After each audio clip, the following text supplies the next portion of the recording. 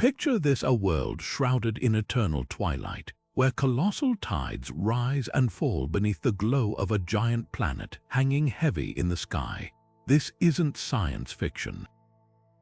This could be the reality of an exomoon, a moon orbiting a planet in another star system, and it might just be the most promising place to find life beyond Earth.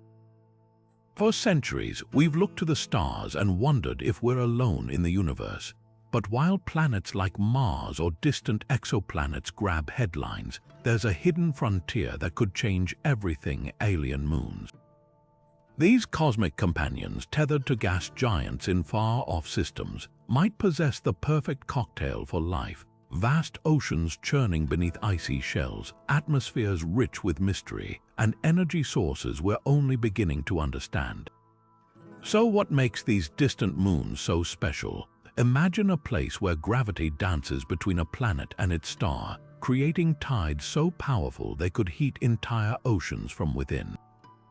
Or a world where the dim light of a red sun filters through thick, swirling clouds, nurturing life in ways we've never seen.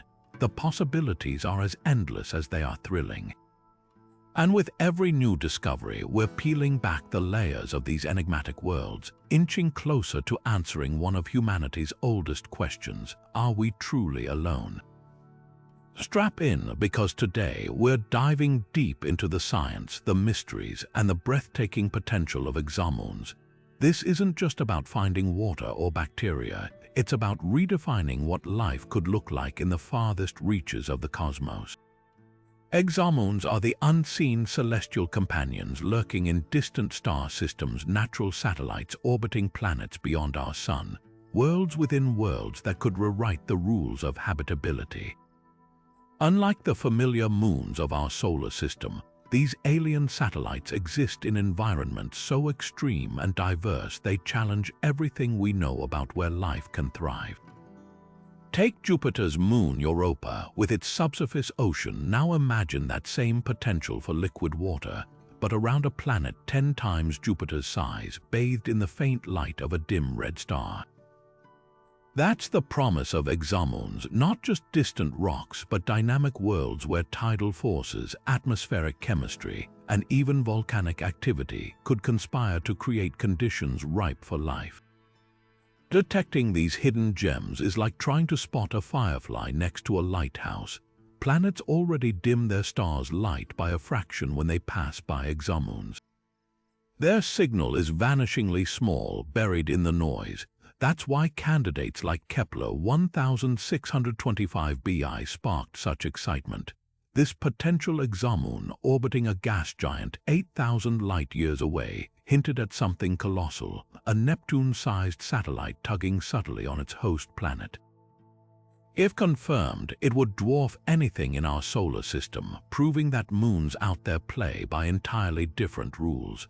What makes them so intriguing isn't just their size, but their environments. Picture a moon stretched and squeezed by its planet's gravity, its core simmering with friction-generated heat, or one drifting in the habitable zone of a star where sunlight is too weak to melt ice, but tidal warmth could maintain underground oceans for billions of years. While Earth's moon is a barren rock, exomoons might be waterlogged paradises, shrouded in thick atmospheres or even harboring geysers that spew organic molecules into space. They're not just copies of what we've seen before, they're laboratories for entirely new forms of existence. The hunt for these elusive worlds is pushing our technology to its limits. Astronomers comb through data for tiny wobbles in a planet's transit or subtle delays in its orbit, clues that a moon's gravity might be pulling strings behind the scenes. Every candidate is a puzzle, demanding patience and ingenuity to confirm.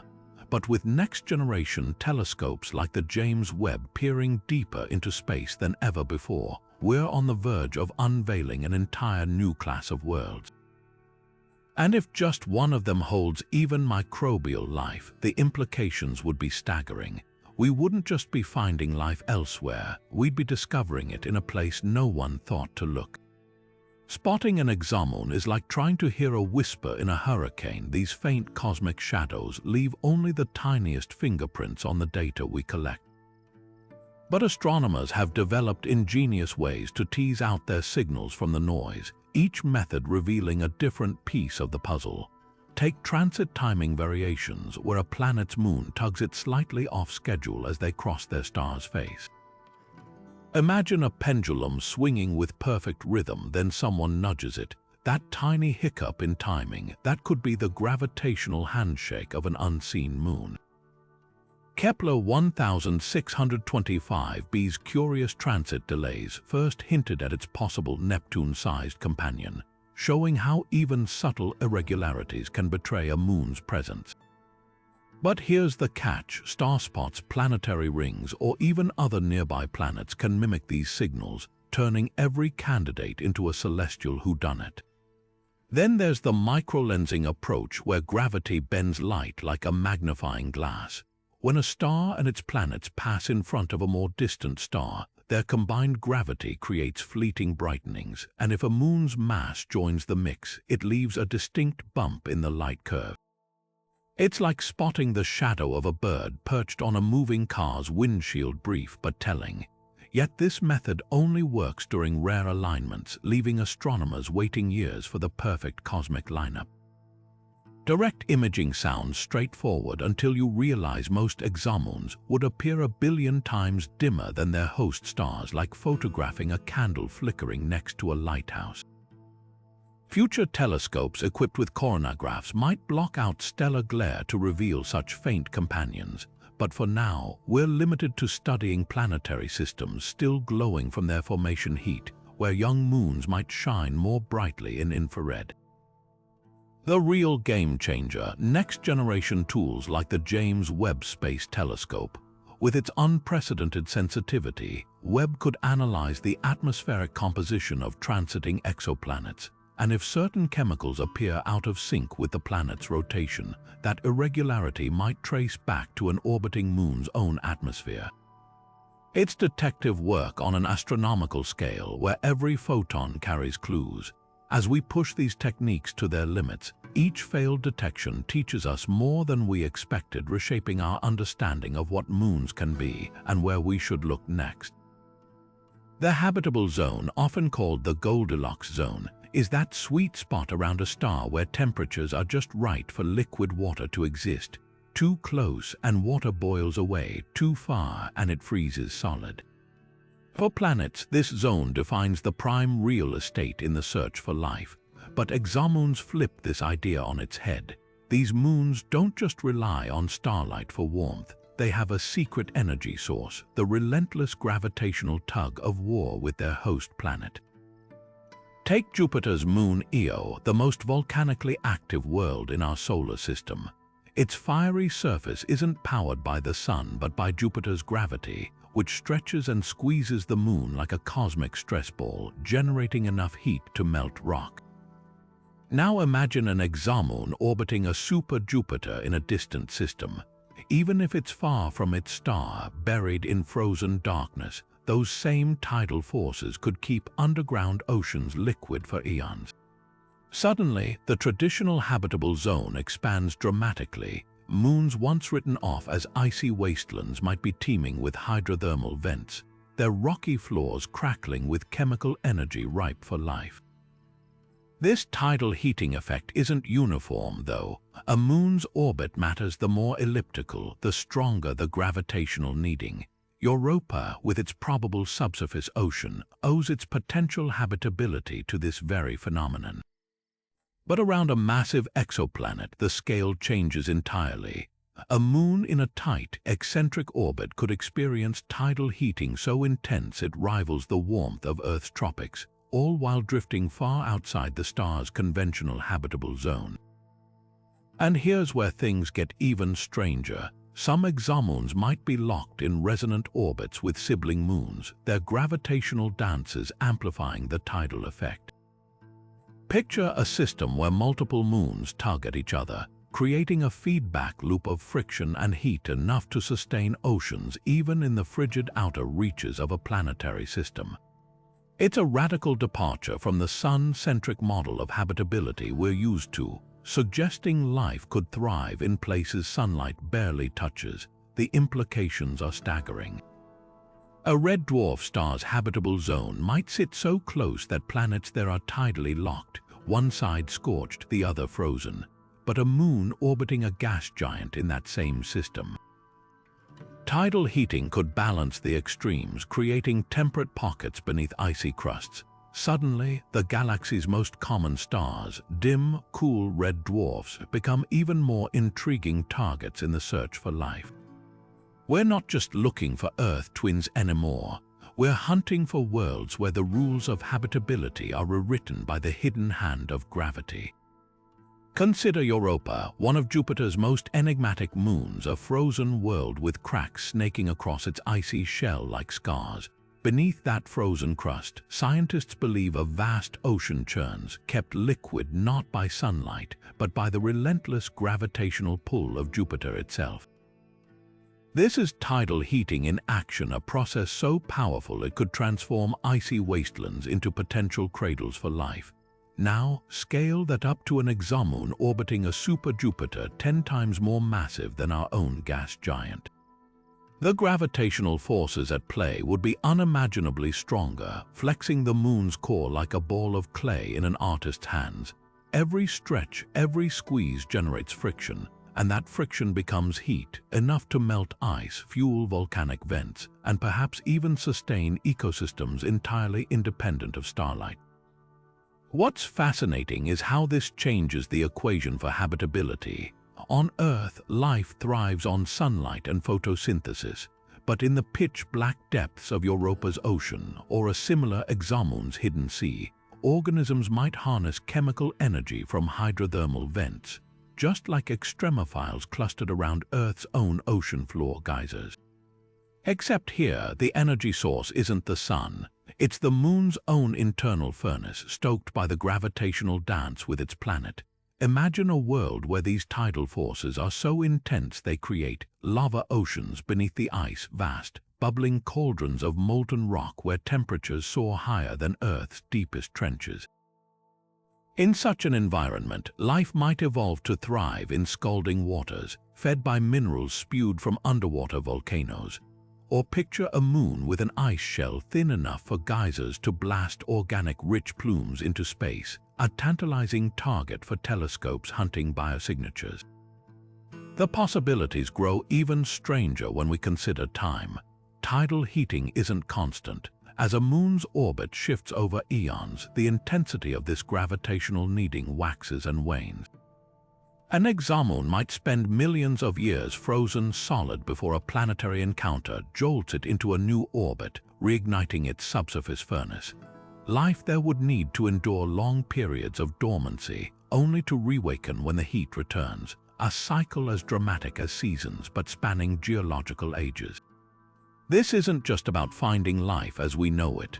A tidally heated exomoon could host organisms built around exotic biochemistries, perhaps using ammonia instead of water, or thriving in pressures that would crush terrestrial life. The rules change when energy comes from below rather than above, and with every new exomoon discovery, we're forced to rethink the boundaries of where life could exist and what form it might take. The search for these worlds isn't just about expanding our map of the cosmos. It's about challenging our assumptions, realizing that life might not need a sunlit paradise to flourish. Sometimes all it takes is a gravitational embrace, a cosmic tug-of-war, to turn a frozen rock into a beacon of possibility.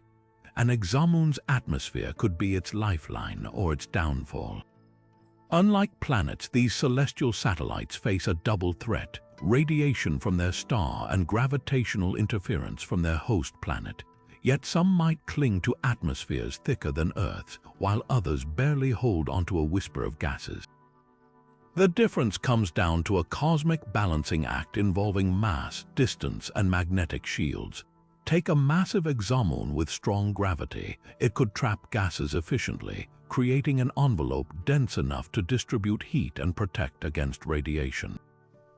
But there's a twist. If it orbits too close to a gas giant, stellar tides might strip its atmosphere away entirely, leaving it as barren as our own moon. On the other hand, a moon drifting farther out could retain gases for billions of years, especially if volcanic activity constantly replenishes them. Then there's Titan Saturn's haze-shrouded moon, and a blueprint for how exomoons might defy expectations. Its nitrogen-rich atmosphere, thicker than Earth's, shouldn't exist at its size. The secret, a steady supply of methane and other gases seeping from its surface, paired with minimal atmospheric loss due to Saturn's distant orbit. Now imagine an exomoon with even stronger cryovolcanoes, spewing not just methane but oxygen or complex hydrocarbons. Its skies could become a chemical laboratory, brewing molecules ripe for life. But an atmosphere alone isn't enough. It needs protection. Without a magnetic field, even the thickest air would be shredded by stellar winds. Earth's molten core generates our planet's protective magnetic bubble, but exomoons might rely on their host planets instead. Picture a moon bathed in a gas giant's magnetic embrace, its atmosphere shielded from deadly radiation while subsurface oceans stay warm from tidal heating. It's a best-case scenario, an environment where life could flourish above and below ground. Yet not all exomoons get this lucky. A moon orbiting a weak magnetic field or one too close to a violent star might see its atmosphere ionized and blown away like Mars on a catastrophic scale. Others could have ultra-thin, transient atmospheres, brief pockets of gas erupting from ice volcanoes, only to freeze out again when conditions shift. The variety is staggering, hinting at a spectrum of possibilities from suffocating Venus-like hellscapes to delicate, Titan-like hazes where organic rain falls on icy dunes. The implications are profound. A thick atmosphere could moderate temperatures, allowing liquid lakes under dim starlight. A magnetic shield might block enough radiation for surface life to evolve. Or in the strangest scenarios, an exomoon's air might be so dense and chemically rich that it births life forms unlike anything on Earth, floating in perpetual skies. One thing's certain, if we find an exomoon with the right mix of air and protection, it won't just be habitable, it could be home. Some exomoons are galactic corpses, frozen, silent worlds where nothing has stirred for billions of years. Others rage with volcanic fury, their surfaces ripped apart by forces more violent than anything on Earth. This difference between living geology and dead rock could be the deciding factor in whether an alien moon becomes a cradle for life or just another cosmic graveyard. Think of Earth's own geological heartbeat, volcanoes belching nutrients into the atmosphere, tectonic plates recycling carbon to regulate our climate. Without this churn, our planet might have stayed a sterile rock.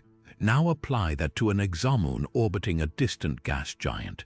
A geologically active world could have cryovolcanoes spewing water ammonia slush instead of lava, creating underground networks of warm, mineral-rich fluids, perfect nurseries for life.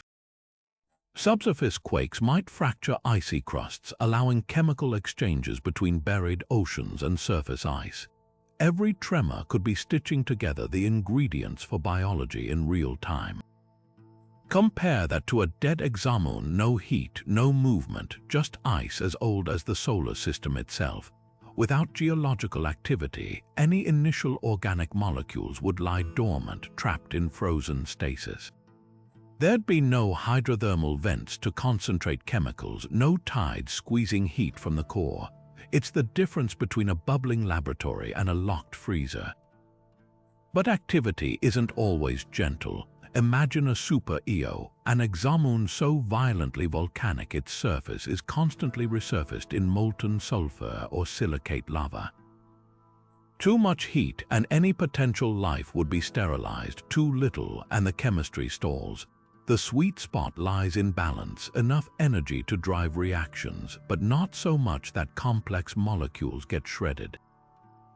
Europa's likely ocean, shielded by miles of ice, hints at this equilibrium, protected from radiation but warmed just enough by flexing crusts to keep water liquid.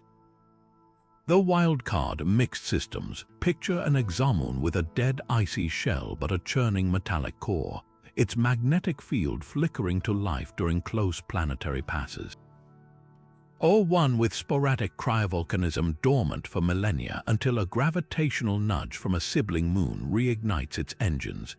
These worlds could cycle between habitable and hostile, forcing life to adapt to extremes we can barely fathom. Earth's history shows geology and biology are entwined. Our minerals seeded early metabolism, our volcanoes shaped the air we breathe. An exomoon's geological personality, whether fiery, frozen, or something in between, could set the stage for life forms that thrive in ways we've never imagined. The more we learn, the clearer it becomes. A moon's potential isn't just about where it orbits, but what simmers beneath its skin. Imagine a world without sunrise or sunset where the sky is forever painted in dusky hues, illuminated only by the reflected glow of a nearby gas giant. This is the reality for many exomoons tidally locked to their planets, one side perpetually facing the colossal world it orbits. The lighting here isn't just dim. It's an eerie, shifting interplay of planetary shine and filtered starlight, creating zones of eternal twilight where day and night blur into a single, endless cycle.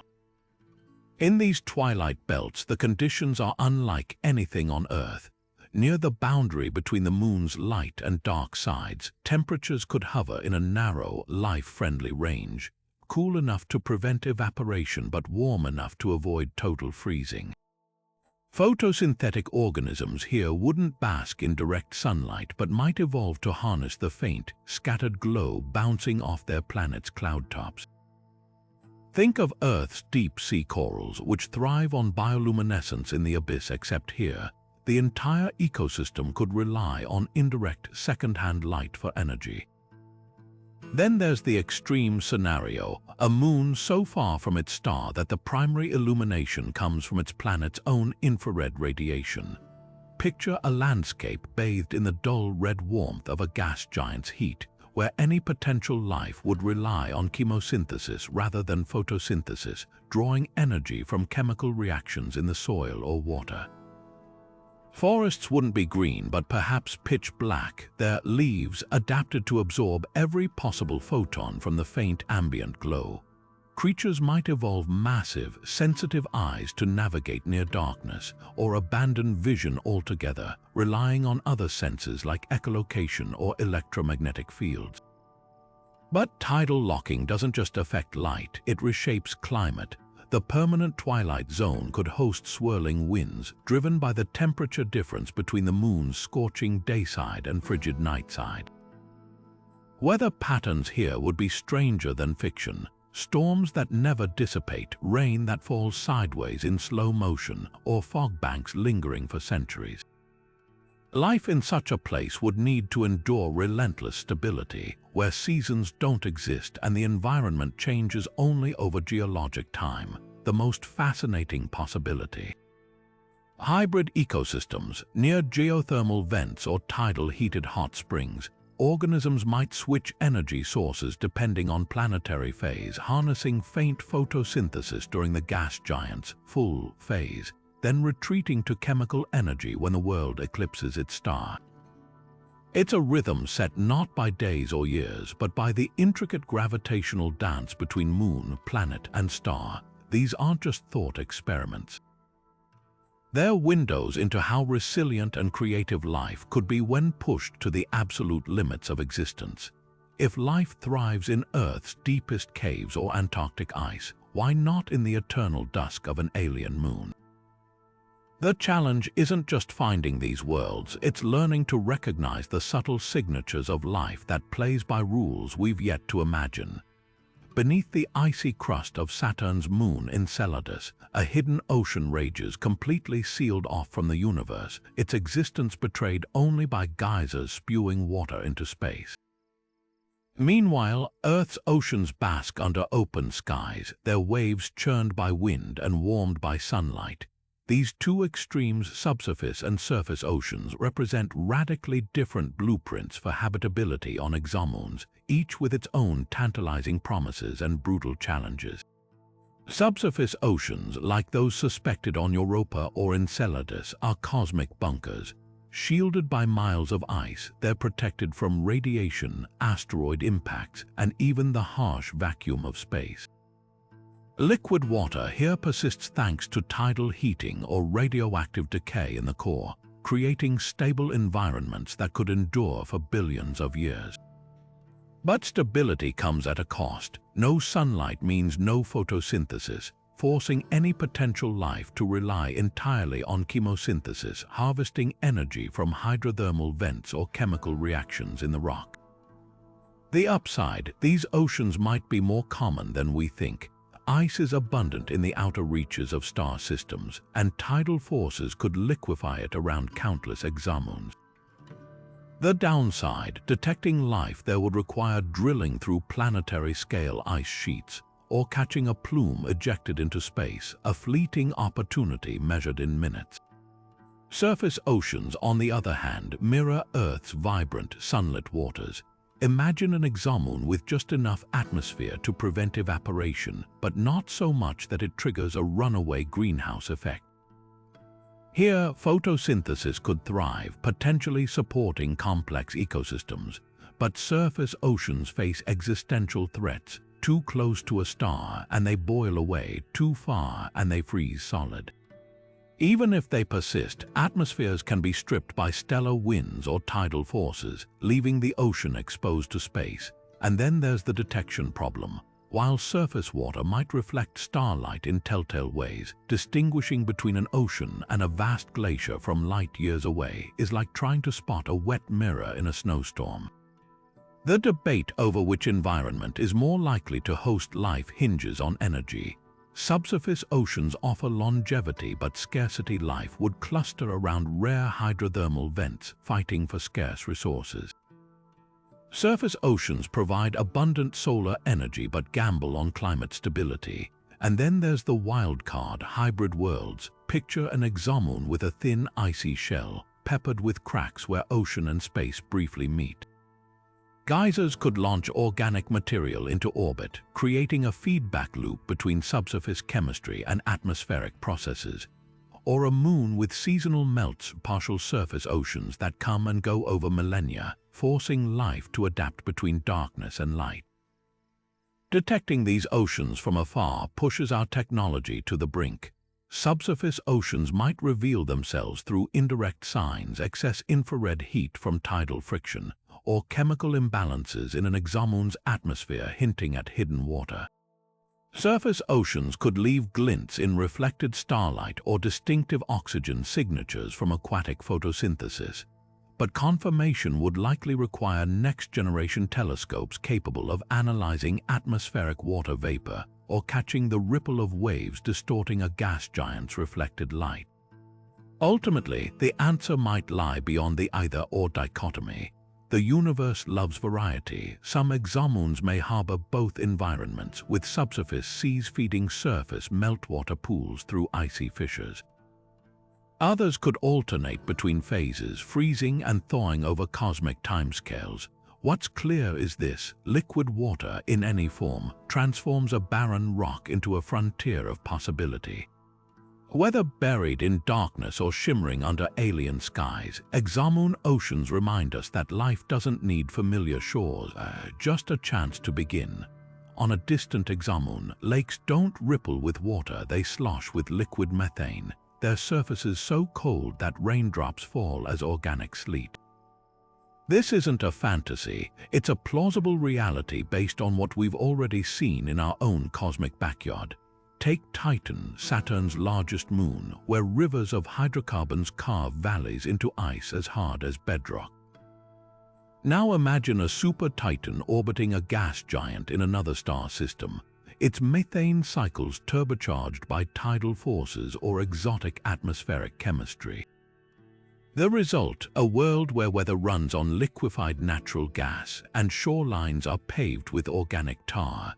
But methane isn't the only player. Some exomoons might host volcanoes, ice-spewing mountains that erupt not with lava, but with ammonia, water, or even methanol slurries. On Earth, volcanoes build islands. On these worlds, they could sculpt entire landscapes of frozen geysers and creeping glaciers of antifreeze. The cryovolcanoes of Neptune's moon Triton hint at what's possible, their nitrogen plumes dusting the surface like frost from a cosmic spray can. Scale that up to an exomoon with stronger tidal heating, and you've got eruptions that could last millennia, painting the terrain in layers of exotic ices. Then there are the temperature acrobats moons that swing between extremes so drastic they'd make Earth's deserts and poles seem tame. Picture an exomoon with an elliptical orbit. As it loops close to its planet, tidal forces cook its crust, triggering geysers or flash melting ice. Then, at its farthest point, everything refreezes into a fractured wasteland. Life here would need survival strategies beyond anything we know, perhaps hibernating in porous ice during deep freezes or flourishing in brief, explosive summers. Earth's extremophiles prove life can thrive in seemingly impossible conditions. Microbes bubble in Yellowstone's acidic hot springs, bacteria cling to deep sea vents at crushing pressures, and algae bloom in Antarctica's frozen lakes. If life exists on an exomoon with methane lakes, it might metabolize hydrocarbons like terrestrial methanogens do, turning alien weather into food. Organisms near cryovolcanoes could exploit chemical gradients, much like tube worms clustered around hydrothermal vents.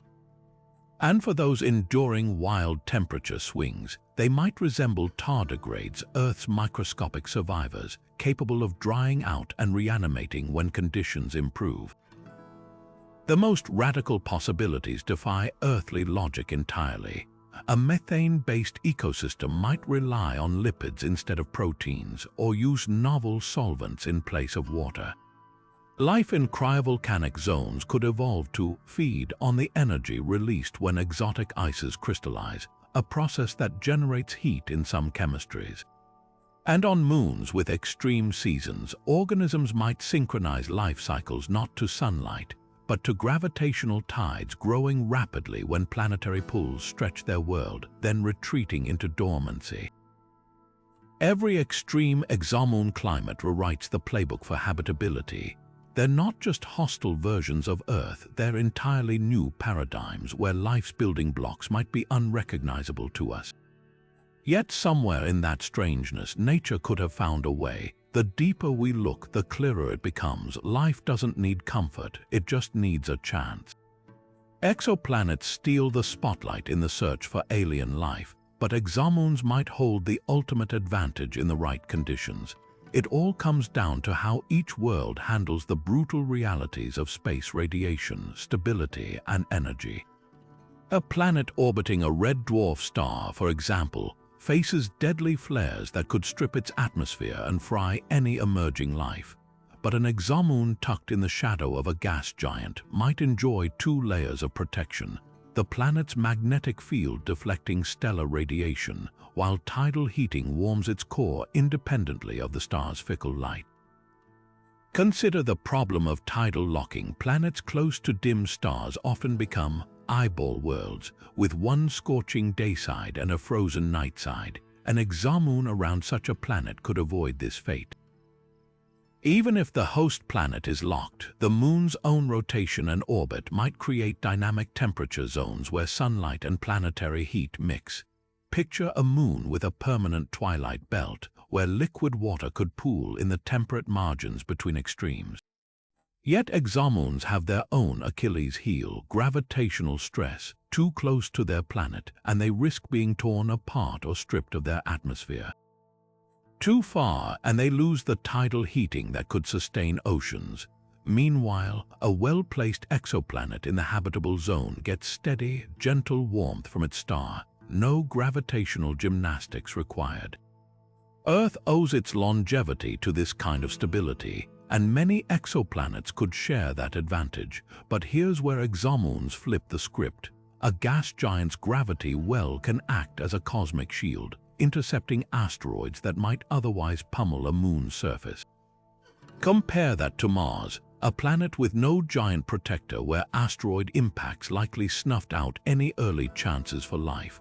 An exomoon might also inherit a ready-made magnetic field if its host planet's magnetosphere extends far enough, offering a double layer of defense against cosmic radiation.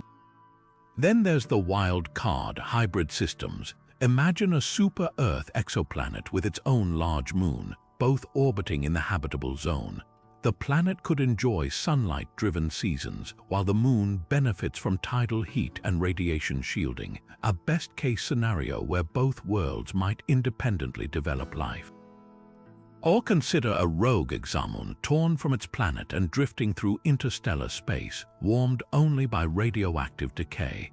Against all odds, its buried oceans could remain liquid for billions of years, a dark oasis in the void. The verdict isn't clear-cut. Exoplanets offer simplicity and sunlight, while exomoons bring complexity and hidden potential.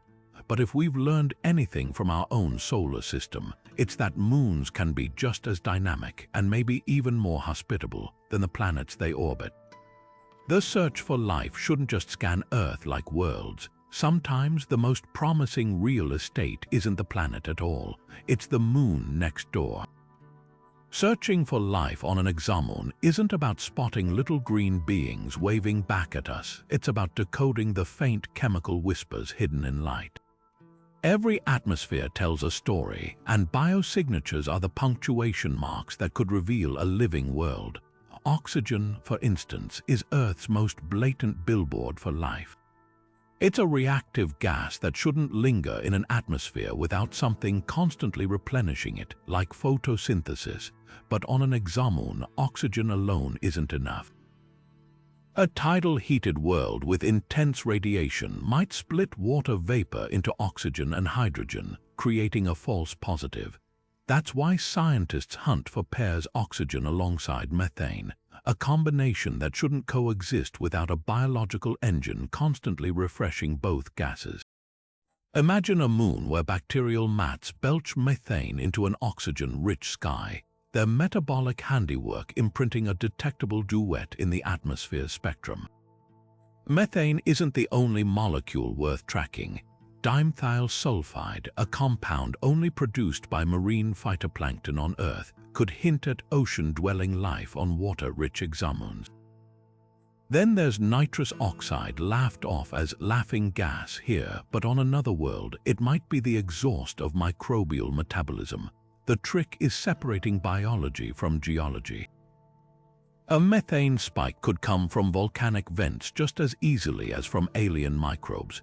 Future telescopes like the Habitable Worlds Observatory will analyze not just what gases are present, but their ratios and isotopes, clues to whether they're forged in living cells or STERILE, Chinese letter, Chinese letter, Chinese letter, Chinese letter. Some biosignatures aren't chemical at all. On Earth, the red edge of vegetation, a sudden spike in reflected infrared light from chlorophyll, betrays plant life from orbit. An exomoon with photosynthetic organisms might show a similar fingerprint, though their version of chlorophyll could absorb different wavelengths based on their star's light. Even more speculative, artificial lights. A tidally locked exomoon's night side, perpetually facing away from its star, might reveal unnatural glows if an advanced civilization built cities there. It sounds like sci-fi, but telescopes could technically detect the spectral signature of sodium vapor lamps, or something far stranger, against the darkness. The real challenge is context. A methane-rich exomoon orbiting a gas giant with a carbon monoxide-heavy atmosphere might signal geothermal activity rather than life.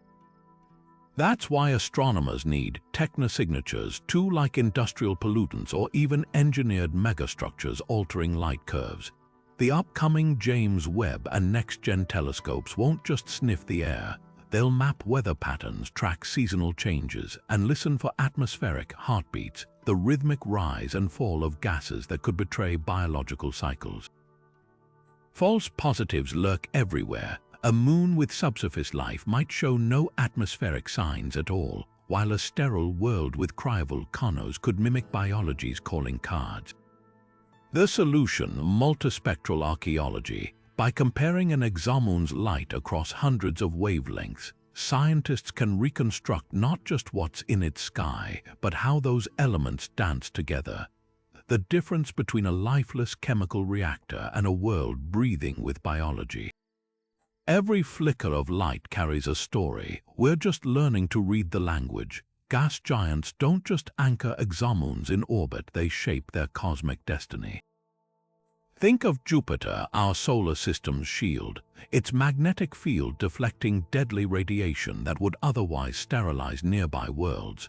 For a moon orbiting a gas giant in another star system, this planetary umbrella could mean the difference between a habitable oasis and a radioactive wasteland. But not all giants are created equal. A massive, fast-spinning planet generates a stronger magnetic field, stretching its protective bubble farther into space. A moon nestled within that zone might enjoy Earth-like levels of radiation protection, even under the glare of a hostile star, yet there's a flip side. Some gas giants turn from protectors into tormentors. Take a hot Jupiter, a planet so close to its star that it's bathed in intense radiation. Any moon in its grip would be fried by both stellar flares and the planet's own energized particle belts. Worse, gravitational forces could stretch the moon's core until it erupts in endless volcanoes, turning its surface into a toxic hellscape. The ideal host planet isn't just big, it's balanced. A gas giant in the habitable zone of a calm star with a stable magnetic field and a gentle gravitational touch creates the perfect cradle for a life-friendly moon. Distance matters too. A moon too close risks tidal locking, with one side permanently scorched by the planet's reflected heat and the other frozen in darkness. But drift too far and the protective magnetic bubble fades, leaving the moon exposed. The sweet spot, far enough to avoid gravitational chaos, but close enough to reap the benefits of shielding and tidal heating. Europa sits in this delicate balance, and an exomoon in a similar position around a well-placed gas giant could harbor conditions even more stable than Earth. Then there's the wild card, binary systems where a moon orbits two planets. Picture a gas giant and a smaller rocky world locked in a mutual dance, their combined gravity and magnetic fields creating overlapping zones of habitability. A moon weaving between them might get tidal heat from one and radiation shielding from the other, a best-case scenario where planetary teamwork expands the definition of livable. The universe is full of surprises. A rogue exomoon torn from its planet and drifting through interstellar space might find refuge in the magnetic embrace of a wandering gas giant. Or a super-Earth with a moon-heavy system could mimic Jupiter's protective role on a smaller scale. The more we learn, the clearer it becomes. A moon's potential isn't just about its own traits, but the planet it calls home. The right partner doesn't just share an orbit, it changes the game entirely. Among the handful of potential exomoons detected so far, Kepler 1625b stands out, not just for its staggering size, but for the controversy swirling around it. Discovered in 2017, this candidate moon orbits a gas giant roughly the size of Jupiter, but 8,000 light-years away. The data suggested something extraordinary, a Neptune-sized companion, a moon so massive it would dwarf anything in our solar system. For scale, if placed in our own system, Kepler 1625b would outweigh every other moon combined. Such a discovery would shatter our understanding of how moons form, suggesting some might be captured planets or the remnants of ancient collisions. But the scientific community remains divided. Some argue the signal could be noise artifacts in the data from stellar activity or instrument quirks. Others point to subtle gravitational tugs on the host planet, a telltale wobble hinting at an unseen companion. The debate highlights the razor-thin line between groundbreaking discovery and cosmic mirage. Even the Hubble Space Telescope, which confirmed anomalies in Kepler 1625b's transit, couldn't deliver definitive proof. This uncertainty isn't failure, it's a snapshot of science in motion, where every claim is scrutinized and every detection pushes our tools to their limits. Beyond Kepler 1625b, other candidates lurk in the data. Take Kepler 1708b, another tantalizing blip in the Kepler mission's archive. Smaller than its controversial cousin, but still enormous by solar system standards, this potential moon orbits a gas giant in the habitable zone of its star.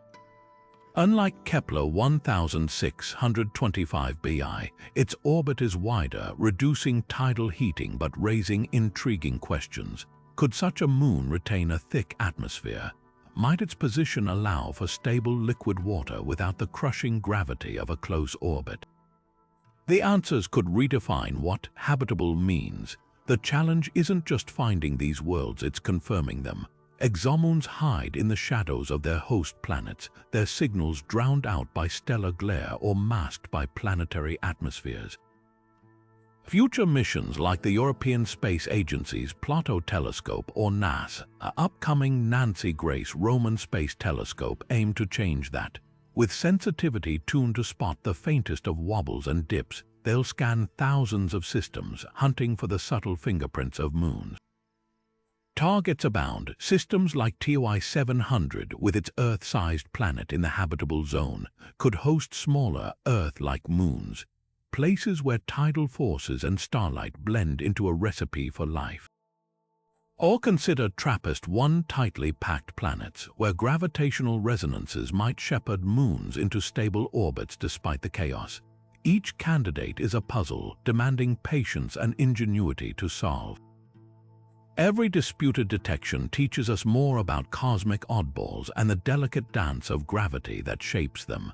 The search isn't just about ticking boxes, it's about rewriting the rules of where life could thrive. Binary star systems rewrite the rules of celestial mechanics, and exomoons caught between two suns face a cosmic juggling act unlike anything in our solar system. Imagine a moon orbiting a gas giant which itself dances around twin stars. The gravitational forces at play would be chaotic at best, with the moon pulled not just by its planet, but by two competing stellar anchors.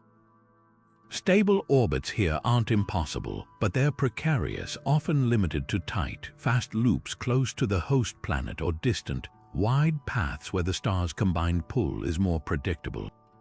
Heating becomes a roller coaster in these systems. A moon might bask under the combined glow of two stars, its surface roasted by overlapping radiation, only to plunge into extended shadows when its planet blocks both suns at once. Tidal forces add another layer. Gravitational tugs from the stars could amplify the flexing of the moon's core, generating volcanic activity far beyond what's seen on Io or Europa. Some exomoons might cycle between boiling and freezing, their crusts cracking under the strain as they're stretched by competing gravitational tides. Daylight here defies earthly logic. Instead of a single sunrise and sunset, moons in certain orbits might experience double sunrises, staggered twilight, or even days where one star dominates while the other lingers as a distant, dim companion. Plants, if they exist, could evolve to photosynthesize under multiple light spectra, their leaves tuned to harness energy from both stars' distinct wavelengths. Predators might hunt during the rare moments of single-star dominance, when shadows sharpen and prey lose the advantage of blended lighting. Yet the most fascinating possibility is resonance-stabilized orbits. Just as Jupiter's moons line up in gravitational harmony, some binary exomoons might find stable niches where stellar pulls cancel out. Picture a moon locked in a figure-8 trajectory between its planet and the stars, its path chaotic but repeating in a precise, life-sustaining rhythm. Or one that oscillates between the stars' habitable zones, thawing and refreezing in cycles measured in centuries. Life here would need to be as adaptable as the environment itself. Microbes might flourish during brief temperate phases, then retreat into spores during extremes. More complex organisms could migrate with the shifting climate, following liquid water as it ebbs and flows across the moon's surface. And if intelligence arose, their concept of time might revolve not around days or years, but around the rhythmic dance of their twin suns, a calendar written in gravity and light. Binary systems don't just complicate the search for exomoons, they expand the imagination. A moon surviving here isn't just enduring chaos, it's mastering it, turning stellar rivalry into an evolutionary advantage. The galaxy's wildest life might not be on planets at all, but on moons that learn to thrive in the crossfire of two suns. Life doesn't rush. On Earth, it took nearly 1 billion years of chemical experimentation before the first single-celled organism stirred in primordial tides. But exomoons play by different rules. Some may offer only fleeting windows of habitability, while others could provide stable sanctuaries for eons. The question isn't just whether conditions are right for life, but whether they last long enough for chemistry to become biology. Consider a moon like Io, Jupiter's volcanic powerhouse. Its surface is constantly remade by eruptions, its tides so violent that any nascent organic molecules would be shredded by lava flows or sterilized by radiation. For life to emerge here, it would need to arise almost instantaneously, a near impossible feat. Now imagine an exomoon with even more extreme tidal forces, its entire crust cracking and reforming every few centuries. These worlds are cosmic pressure cookers where heat and chaos might fuel complex chemistry but rarely leave it undisturbed long enough to evolve. Then there's the opposite scenario, a moon locked in perfect equilibrium. Europa's subsurface ocean, shielded by miles of ice, may have existed largely unchanged for billions of years, a stable, dark womb where life could experiment at its own pace. An exomoon with similar tidal heating but stronger protection from stellar radiation could maintain liquid water even longer, offering a runway for life that dwarfs Earth's own timeline.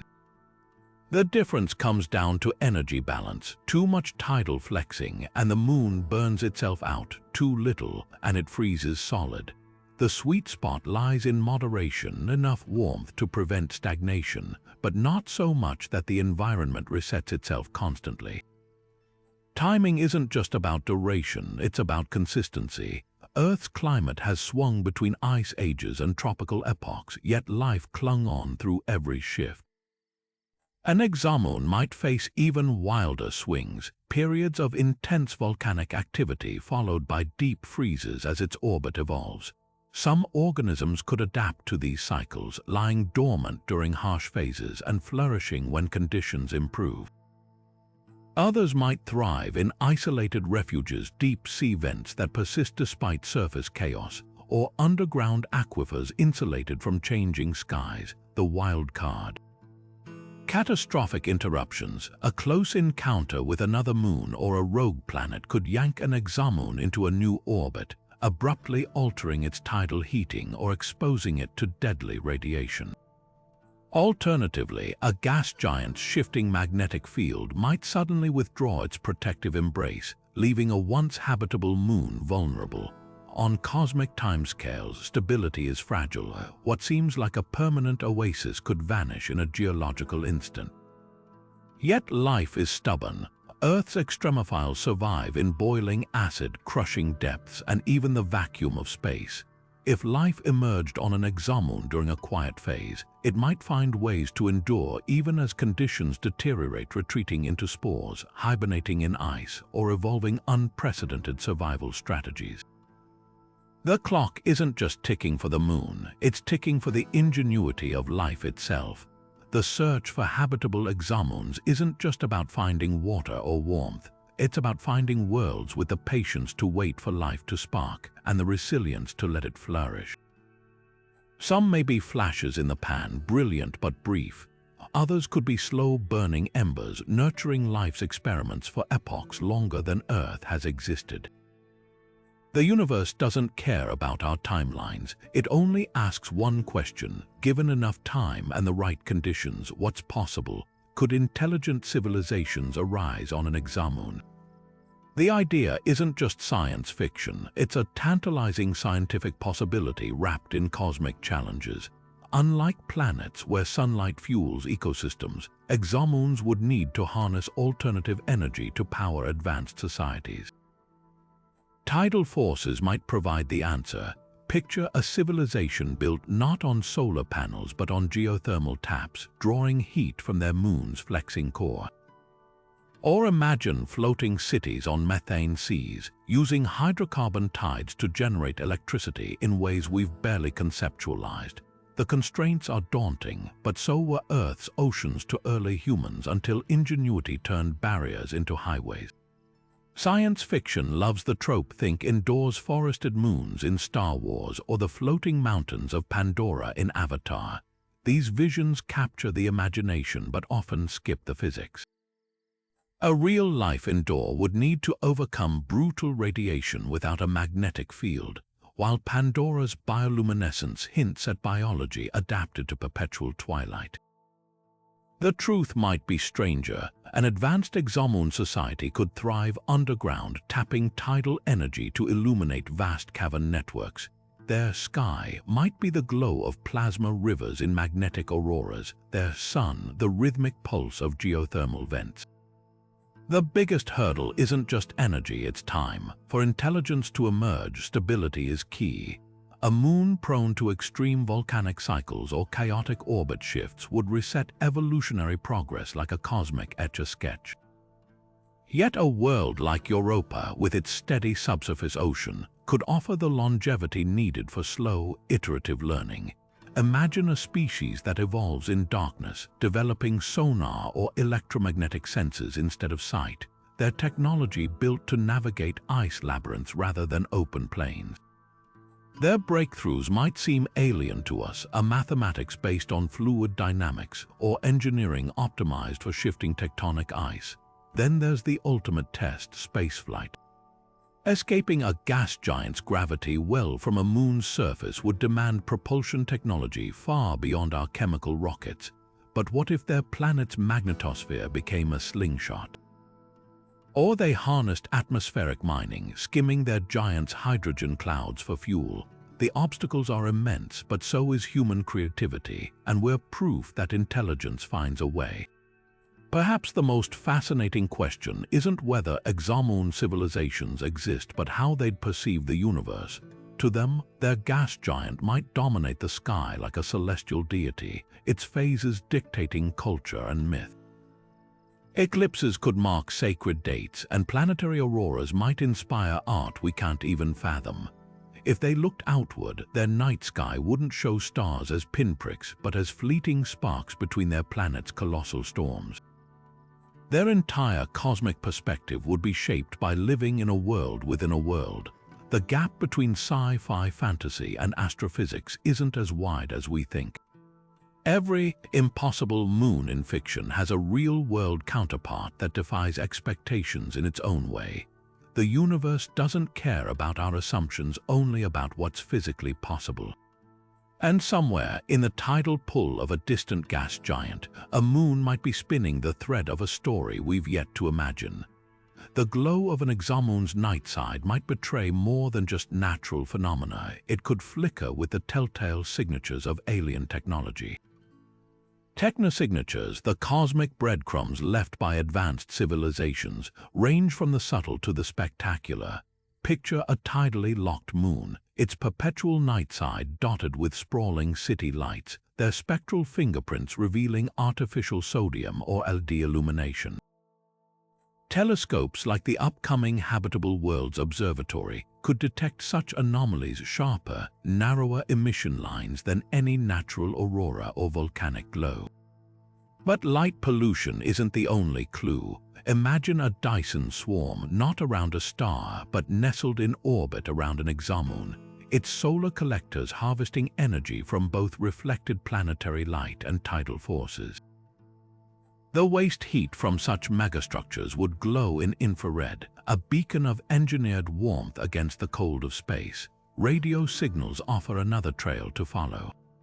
An Exomoon civilization might use low-frequency transmissions to communicate through thick ice shells or navigate the turbulent magnetic fields of their gas giant.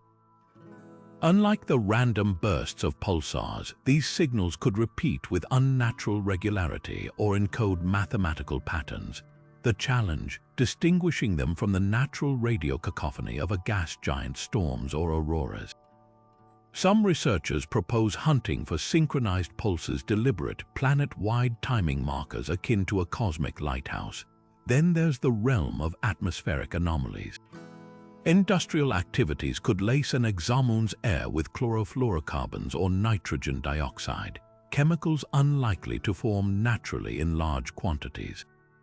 Even more speculative, artificial greenhouse gases intentionally deployed to terraform a frigid world, their presence betraying a civilization's attempt to sculpt its own climate.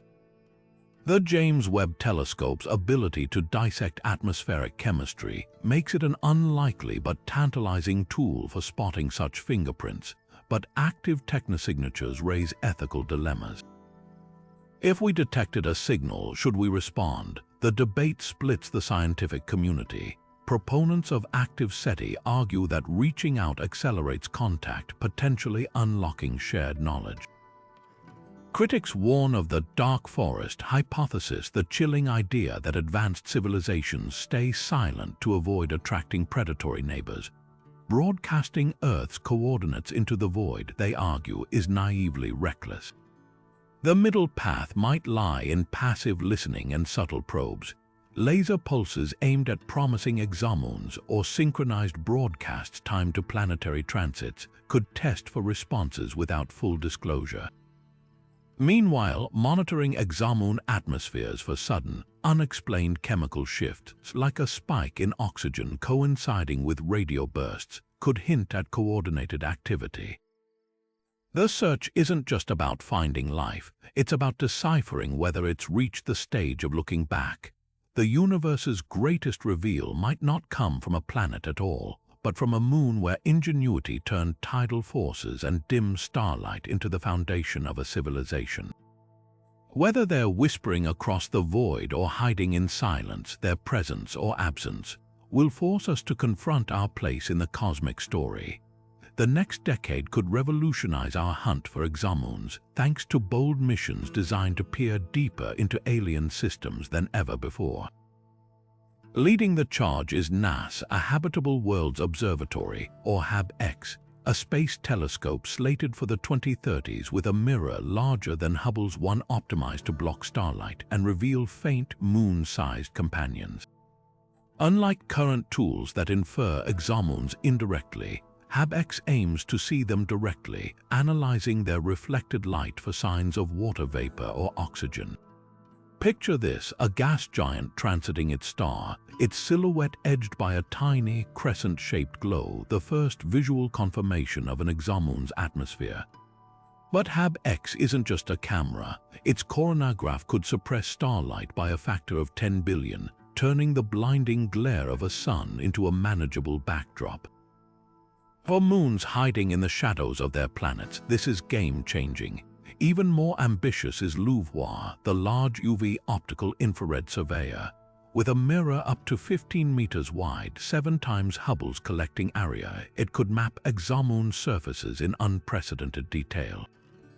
LUVOIR spectrographs would dissect atmospheric chemistry down to trace gases, hunting not just for water but for methyl chloride or dimethyl sulfide molecules that on Earth scream life. Imagine identifying a moon with seasons where methane lakes evaporate under summer skies and refreeze in winter, their cycles etched into the data. LUVOIR power lies in its versatility. It could study a super titan orbiting a distant gas giant one day, then pivot to analyze the reflected glow of a Europa-like world the next. But why stop at orbiters? Engineers are already sketching concepts for in-situ explorers' drones that could plunge into the plumes of icy moons. Think of NASA's Trident proposal, a flyby mission to Neptune's Triton but scaled for exomoons. Picture a swarm of tiny, ice-penetrating probes, each no larger than a backpack, melting through an exomoon's crust to sample subsurface oceans. These bots would pack mass spectrometers to sniff for amino acids and sonar to map caverns where liquid water might pool. Some designs even include holographic microscopes to image microbial life in real time, assuming it's there to find. The real marvel, synchronized observation. Future missions won't work in isolation. HabX might flag a promising Exomoon candidate, then LUVOIR zooms in to study its atmosphere, while Earth-based radio telescopes listen for artificial signals. Meanwhile, ice drones prepped for launch could be reprogrammed en route if new data hints at better targets. This isn't just exploration, it's a coordinated scientific symphony, with each instrument playing its part to unravel the moon's secrets. The challenges are as staggering as the potential. Exomoons orbit planets that themselves move against star fields. Pinpointing them demands nanometer-level precision in telescope stability. And ice drones, they'd need AI to navigate unknown terrain, plus power sources tough enough to last decades in deep space. But the payoff, proof that life thrives on a moon 1,000 light-years away, would rewrite biology, theology, and our place in the cosmos. Every mission, every sensor is a step toward answering the ultimate question. Are we alone, or is the universe teeming with moons that echo with life? The future isn't just about better tools, it's about smarter questions. As these missions come online, we won't just be hunting for habitable conditions. We'll be decoding entire alien ecosystems, one moon at a time. The moment we detect signs of life on Exomoon, humanity faces a moral crossroads. Do we reach out or do we hold back? This isn't just about curiosity, it's about contamination. Forward contamination, the risk of our probes or spacecraft introducing Earth microbes to alien ecosystems, could devastate Exomoon life before we even understand it. Picture a robotic lander touching down on an icy world, its heat melting through the crust into a subsurface ocean. Even with sterilization protocols, a single resilient bacterium hitching a ride could become an invasive species, outcompeting native organisms or triggering an ecological collapse. The stakes are even higher if that life is microbial but fundamentally different from Earth's, like organisms relying on silicon instead of carbon. Our very presence could erase the chance to study pristine alien biology. Then there's backward contamination, the nightmare scenario of bringing extraterrestrial microbes back to Earth. An Exomoon's subsurface ocean might harbor pathogens with no natural immunity on our planet, or organisms that disrupt Earth's biochemistry by mistake. The Apollo missions quarantined moon rocks for this reason, but Exomoons introduce unknowns we can't anticipate. Imagine a microbe that thrives in liquid methane, only to encounter Earth's oxygen-rich atmosphere and mutate unpredictably. Science fiction loves this trope, but the scientific community takes it seriously. NASA's Office of Planetary Protection exists solely to prevent such disasters, classifying missions based on contamination risks. For Exomoons, the protocols would need to be stricter than ever. The debate mirrors Star Trek's Prime Directive: should we observe but never interfere?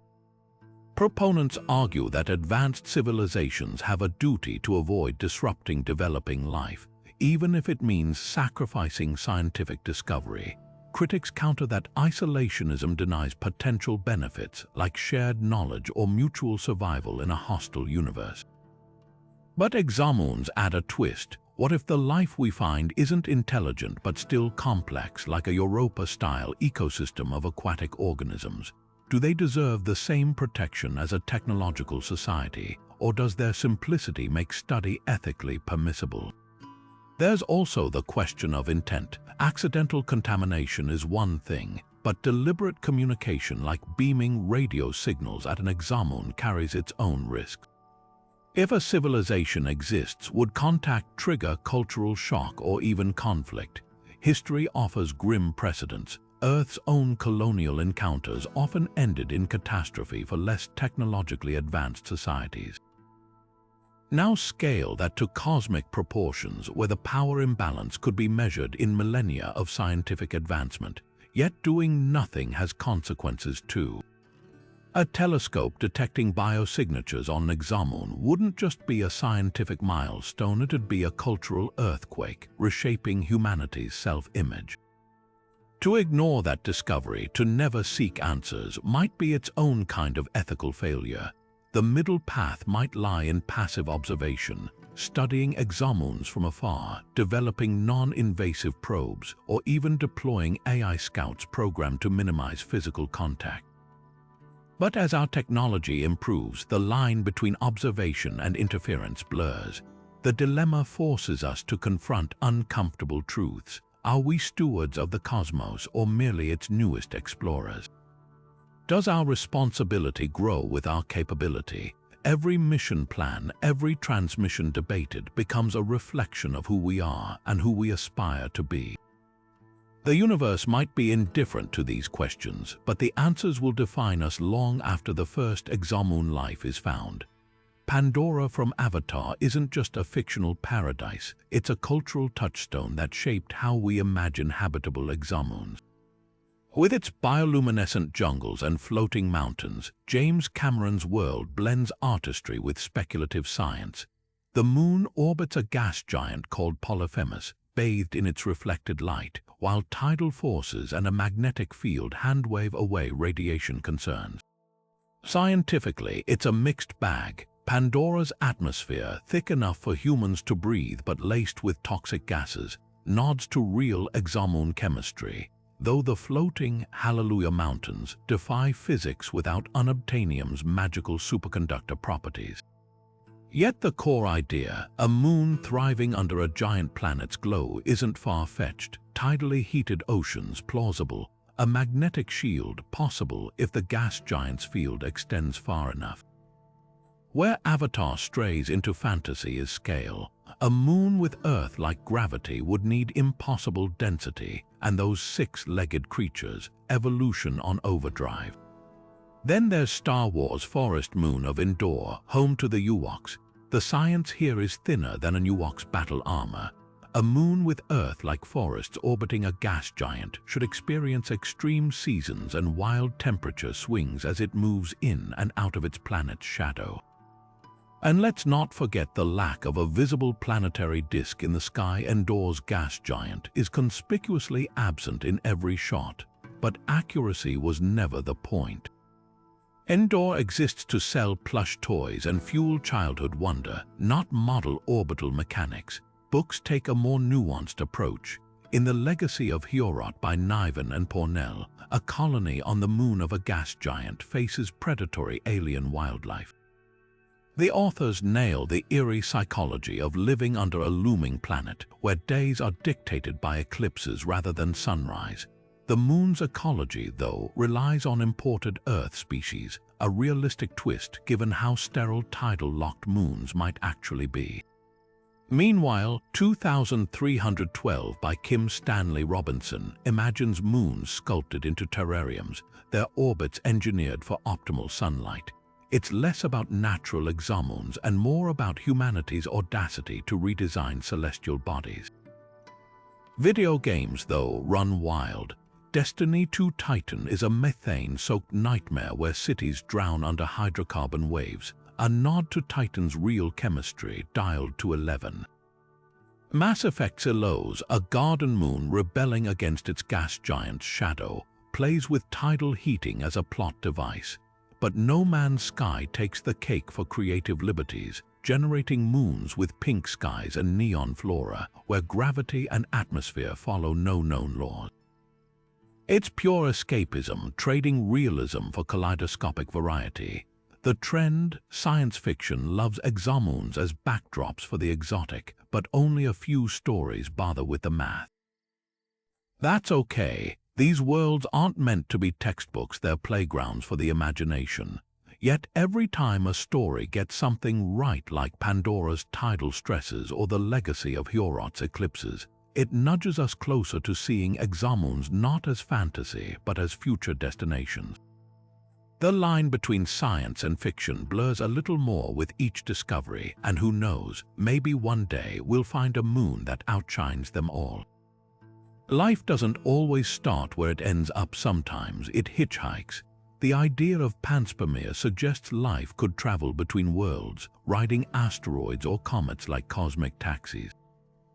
Now imagine that concept scaled to exomoon systems, where gravitational chaos and close orbits might make microbial hitchhiking not just possible but likely.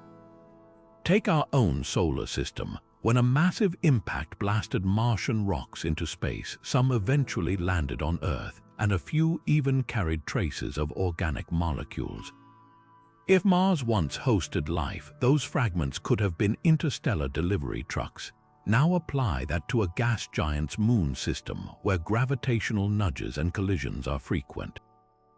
A single asteroid strike on a life-bearing exomoon might scatter debris packed with hardy microbes across nearby satellites, seeding them like celestial spores.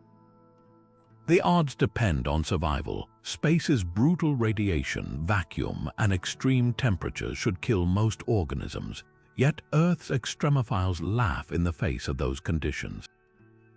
Tardigrades, for example, can survive years in the void by entering a desiccated state, reviving when conditions improve. Certain bacteria, like Deinococcus radiodurans, withstand radiation doses thousands of times stronger than Earth's surface. If microbes like these evolved on an exomoon with volatile conditions, they might already be pre-adapted to space travel. The journey between moons could be short by cosmic standards, years or decades, not millennia, increasing the chances of viable arrival. Timing is another factor. A young, turbulent star system teeming with asteroid collisions offers more opportunities for life to spread. Picture a newly formed exomoon with hydrothermal vents brewing simple organisms. A nearby impact catapults vent-dwelling microbes into orbit, where they drift until another moon's gravity captures them. If that second moon has a subsurface ocean, the newcomers might find a new home, diving through cracks in the ice. Over billions of years, this process could turn a single life-bearing moon into a hub, its offspring spreading through the system like interstellar dandelion seeds. But panspermia isn't just about random chance. Gravity assists could turn it into a directed process. A gas giant's pull might slingshot life-bearing rocks toward its other moons, acting as a cosmic sorting machine. Resonant orbits could create transfer highways where debris naturally cycles between satellites. Even tidal forces might help. Flexing a moon's crust could launch geyser plumes high enough to escape gravity, spraying microbes into space without an impact at all. Enceladus does this today, ejecting water vapor that might contain life into Saturn's rings. The wildest twist: reverse panspermia. If life arose on an exomoon first, it might have infected its host planet or even neighboring star systems. A rogue exomoon ejected into deep space could carry frozen life across the galaxy, thawing only when captured by a new star. The universe might not be a series of isolated experiments, but a sprawling network of genetic exchange, with exomoons as the unsung way stations of life. The evidence is still sparse, but the implications are staggering. If life can jump between moons, then a single genesis event might seed entire star systems. We could be looking at a galaxy where habitable exomoons aren't just oases, they're links in a chain, passing the flame of life across the cosmic dark. The Fermi paradox leaves us scratching our heads. If the universe is so vast and ancient, where is everyone? This question takes on a fresh twist when we apply it to exomoons. Billions of potentially habitable moons could exist, each with tidal warmth and protective magnetic fields, yet we've detected no signs of advanced civilizations. One explanation, the zoo hypothesis. Picture an exomoon civilization so advanced they've designated our solar system as a cosmic nature preserve, deliberately avoiding contact to let humanity evolve undisturbed. It's a humbling thought that we might be the ones behind the glass, observed but unacknowledged, while distant moons hum with activity we're not meant to see. Then there's the stealth factor. An intelligent species on a water-rich exomoon might evolve entirely beneath miles of ice, their cities hidden in subsurface oceans. Without radio waves or megastructures to betray their presence, their existence could be invisible to our telescopes. Earth's own deep sea vents host entire ecosystems cut off from sunlight, relying on chemosynthesis. Scale that up to a moon-wide civilization, And you've got a society that thrives in darkness, communicating through bioluminescent pulses or hydrodynamic vibrations we wouldn't recognize as technology. Another possibility is timing. Advanced Exomoon civilizations might rise and fall in cosmic blinks, their eras separated by millions of years. Imagine a species harnessing tidal energy to build sprawling underwater metropolises, only to be wiped out by a nearby supernova or a shift in their planet's orbit. The universe is old enough for countless cycles of emergence and extinction. We could simply be living in a quiet gap between galactic empires, or consider the bottleneck theory. Perhaps life on Exomoons consistently reaches a technological threshold, say, industrialization, before triggering self-destruction through environmental collapse or war. The same forces that make these moons habitable, tidal heating, magnetic shielding, could also accelerate resource depletion or geopolitical tensions. A civilization dependent on geothermal vents might overexploit them, collapsing their energy grid in a cascade of failures. The darkest solution: Exomoon dwellers might be hiding for good reason. If the cosmos is full of predatory civilizations, broadcasting your location could be suicide. A species that survived an early interstellar conflict might cloak their presence entirely, encrypting communications and masking energy signatures to avoid detection. Their caution would mirror our own debates about messaging extraterrestrials, except they've already chosen silence. But here's the hopeful angle: we might just be looking wrong. Our search for intelligence assumes aliens use radio waves or Dyson spheres. An Exomoon civilization could communicate via neutrino beams or quantum entanglement, technologies we're only beginning to grasp. Their cities might be networks of bioluminescent algae, their industry the subtle manipulation of magnetic fields. To them, our radio telescopes might seem as primitive as smoke signals.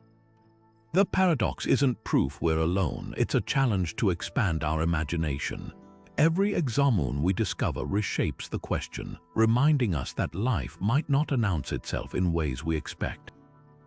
The silence isn't emptiness, it's a puzzle waiting to be solved. The hunt for Exomoons is anything but settled science. Every potential discovery sparks fierce debate, and even the most promising candidates face scrutiny. Take Kepler 1625 b, the Neptune-sized moon candidate that made headlines in 2017.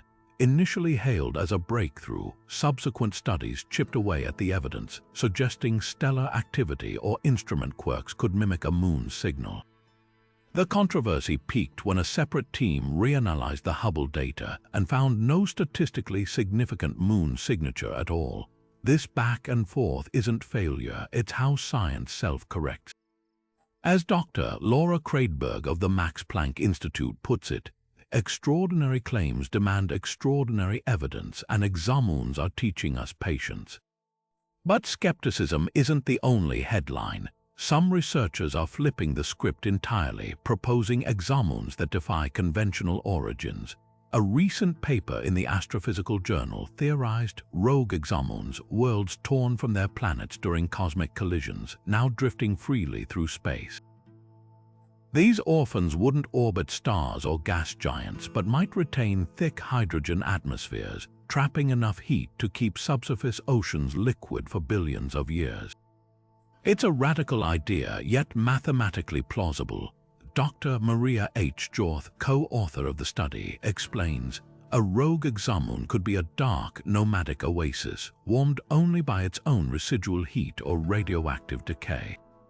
We'd need infrared telescopes to spot their faint thermal glow against the cosmic background. Meanwhile, other teams are questioning whether we've been looking for the wrong moons entirely. Traditional searches focus on large, Jupiter-like moons, but a provocative study from the University of California suggests Earth-sized Exomoons might be more common and harder to detect. These stealth moons could lurk in the habitable zones of red dwarfs, their small size hiding them in the noise of transit data. The twist: their lower gravity might make them more likely to host life, as thinner ice shells could allow easier nutrient exchange between surface and subsurface oceans. The wildest theories come from the fringe. One preprint paper, yet to be peer-reviewed, speculates about mega-exomoons forming from the collapse of protoplanetary rings, creating worlds with Saturn-like bands of ice and rock. Another explores Trojan exomoons, moons coexisting in stable Lagrange points with sibling moons, their orbits synchronized like cosmic clockwork. While these ideas stretch credibility, they highlight how little we truly understand about moon formation beyond our solar system. Amid the chaos, one thing's clear: exomoon science is alive with disagreement, and that's exhilarating. As Dr. David Kipping of Columbia University, a leading exomoon hunter, admits, every time we think we've got a rule, nature throws us a curveball.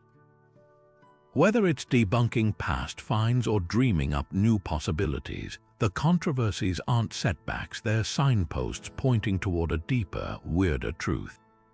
The universe doesn't owe us tidy answers, and exomoons are here to keep us guessing. From methane lakes bubbling under alien skies to subsurface oceans warmed by gravitational tides, exomoons rewrite the rules of where life could thrive. We've explored worlds where eternal twilight bathes frozen shorelines, where volcanic fury sculpts landscapes of ice and sulfur, and where entire civilizations might rise beneath miles of protective crust.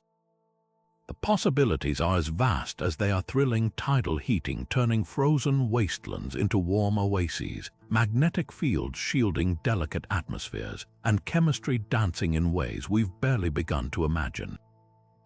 But here's the real kicker: every strange moon in our own solar system, Europa's hidden seas, Titan's hydrocarbon rivers, hints that the universe's greatest surprises might not be on planets at all. They could be orbiting them, hidden in plain sight. So what's your take? Could intelligent life gaze up at a gas giant filling its sky, crafting myths under planetary auroras? Or are we alone, adrift in a cosmos where even the most promising moons are silent? The debate is just getting started, and with telescopes like HabX and LUVOIR on the horizon, we might not have to wonder forever. Until then, the universe keeps its secrets, but that's what makes this journey so electrifying. Drop your wildest exomoon theories below. Do you think microbial life is already thriving in some distant moon's ocean? Or are you holding out for city lights flickering on a tidally locked world? Smash that like button if your team #moon aliens, subscribe to join the hunt for answers, and let's keep this conversation cosmic. The next groundbreaking discovery could be just one orbit away.